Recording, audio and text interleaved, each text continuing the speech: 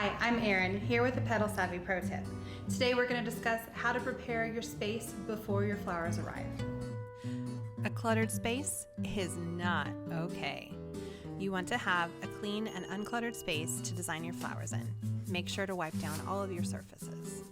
Clean and prepare all of your buckets. Fill them with water and measure out your flower food. If you have a big trash can, use it. Assemble all of the tools and supplies you're going to need ahead of time so that they'll be ready to go whenever you are. You can save even more time by prepping your foam and containers ahead of time.